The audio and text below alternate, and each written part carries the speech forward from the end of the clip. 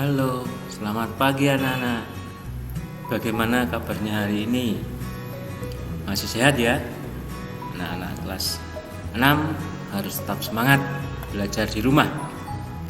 Nah, anak-anak, hari ini kita mau belajar bahasa Indonesia di tema 6 ya.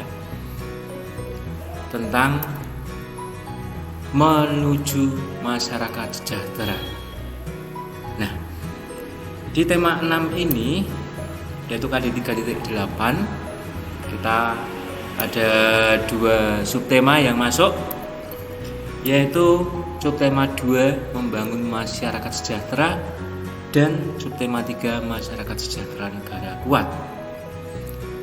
Anak-anakku yang di tema 6 ini bahasa Indonesia khususnya akan mempelajari tentang bagaimana menentukan kalimat utama dan gagasan utama dalam teks non-fiksi ya. Nanti kita akan berlatih menentukan kalimat utama dan gagasan utama dalam suatu paragraf teks non-fiksi. Nah, nanti langkah-langkahnya dalam menentukan kalimat utama teks non-fiksi kita akan tahu dulu apa itu teks non-fiksi. Oke. Teks non-fiksi adalah teks yang berisi fakta atau hal yang benar-benar terjadi. Itu bukan cerita, bukan hayalan, bukan imajinasi, tapi benar-benar nyata. Contoh teks non-fiksi yaitu berita, artikel, jurnal.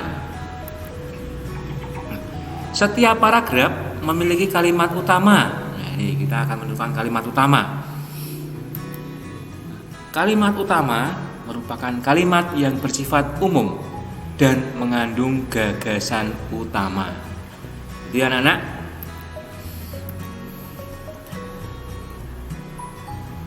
kalimat utama tidak selalu berada di awal paragraf. Ia dapat berada di akhir, pertengahan, atau muncul bersamaan di awal dan akhir paragraf. Nah, ini tambahannya. Kalimat paragraf yang kalimat utamanya ada di awal paragraf itu namanya paragraf deduktif. Sedangkan paragraf yang kalimat utamanya di akhir paragraf itu namanya paragraf induktif. Kalimat utama itu memudahkan kita mengetahui inti dari sebuah teks. Nah, untuk menemukan kalimat utama dalam sebuah paragraf, kita dapat membaca keseluruhan isi teks. Ini ada sebuah contoh, perhatikan contoh berikut. Sudah dibaca ya anak-anak? Sebentar. Lalu kalimat utamanya yang mana? Lihat awal paragraf dan akhir paragraf.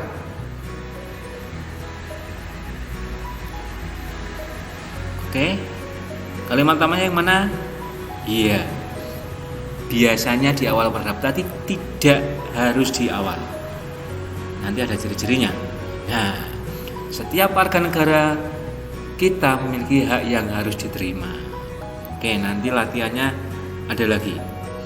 Sekarang menentukan gagasan utama dalam teks non-fiksi. Setiap teks terdapat paragraf-paragraf yang mengandung gagasan utama. Nah, kita dapat menentukan gagasan utama dengan cara membaca teks tersebut dengan cermat. Lalu, gagasan utama merupakan pokok pikiran setiap paragraf. Pokok pikiran setiap paragraf dapat diketahui dengan menentukan kalimat utama paragraf tersebut. Jadi,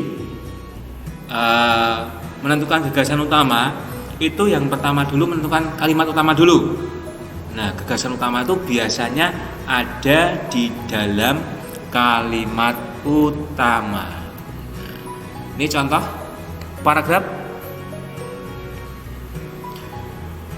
sambil dibaca dengan cermat, lalu menentukan kalimat utama dan gagasan utamanya. Sudah ketemu anak-anak kalimat utamanya? Iya, betul. Kalimat utamanya yaitu ragam tarian Indonesia mencerminkan kekayaan budaya daerah. Gagasan utamanya? Fokus ke kalimat utama. Walaupun nanti kalimat-kalimat yang lain sebagai penjelas bisa juga. Ini gagasan utamanya. Keragaman tari di Indonesia, ya kan? Oke. Nah, contoh yang kedua, paragraf